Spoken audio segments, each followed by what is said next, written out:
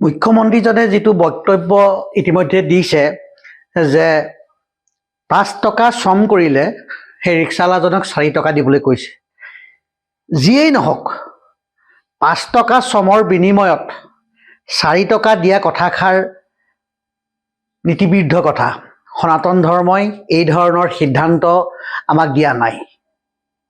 আৰু এই কথাবিলাক যি ব্যক্তিয়ে কয় তেওঁ সনাতন ধৰ্মৰ প্ৰতি কিমান দায়বদ্ধ এই কথাষাৰ সহজে অনুমেয়।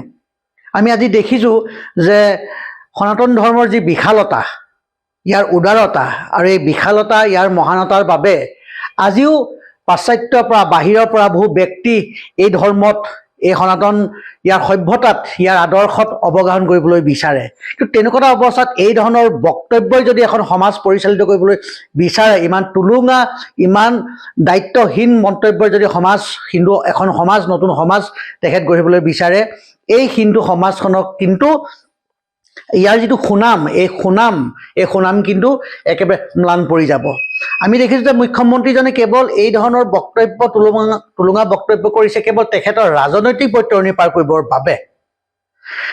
আমাৰ সনাতন ধৰ্মই কেতিয়াও এই কথাষাৰ কোৱা নাই যে ধৰ্ম ৰক্ষা কৰাৰ বাবে আদক অত্যাচাৰ কৰা।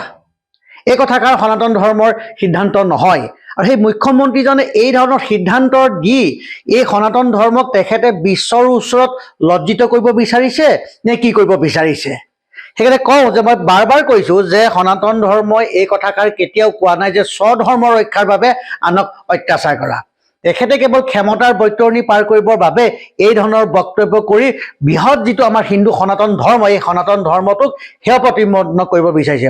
মই মুখ্যমন্ত্ৰীক এইটোৱে আহ্বান জনাইছোঁ যে আপুনি ৰাজনীতি কৰক, আপুনি ক্ষমতাৰ প্ৰতি আপোনাৰ লালায়িত, আপুনি ক্ষমতা লাভ কৰক, কিন্তু আপুনি ক্ষমতা লাভ কৰাবৰ বাবে কিন্তু এখন বৃহৎ এই যি সনাতন ধৰ্ম এই সনাতন ধৰ্মৰ যিটো সৌষ্ঠৱ সুনাম এই সুনাম কিন্তু আপুনি ম্লান পৰিব নিদিব। আৰু কওঁ যে আপুনি দায়বদ্ধ নহয়, আপুনি সনাতন ধৰ্মৰ ৰক্ষাৰ বাবে দায়বদ্ধ নহয়। সনাতন হিন্দু এই যিবিলাক শব্দ আপোনাৰ মুখত আহে এই শব্দবিলাক কেৱল কিন্তু এক ৰাজনৈতিক শব্দহে। যদি আপুনি সনাতন ধৰ্মৰ প্ৰতি দায়িত্বশীল হ'লহেঁতেন এই ধৰণে নীতিবিৰুদ্ধ কথা 4 টকা 5 টকা শ্ৰমৰ বিনিময়ত 4 টকা দিবলৈ অনুপ্ৰেৰণা যি এখন মানুহৰ ওচৰত লজ্জিত হিন্দু সমাজ সনাতন ধৰ্মটোক কিন্তু আপুনি এই ধৰণে প্ৰতিনিধিত্ব নকৰিলেহেঁতেন। সেইকাৰণে মই আপোনাক আহ্বান জনাইছোঁ যে আপুনি ৰাজনীতি কৰক, কিন্তু সমাজ ধ্বংস কৰাৰ সনাতন ধৰ্ম ধ্বংস কৰাৰ আপুনি প্ৰচেষ্টা হাতত নল'ব। যিকোনো খবৰৰ বাবে যোগাযোগ কৰক আমাৰ এই নম্বৰত 9181 307 221।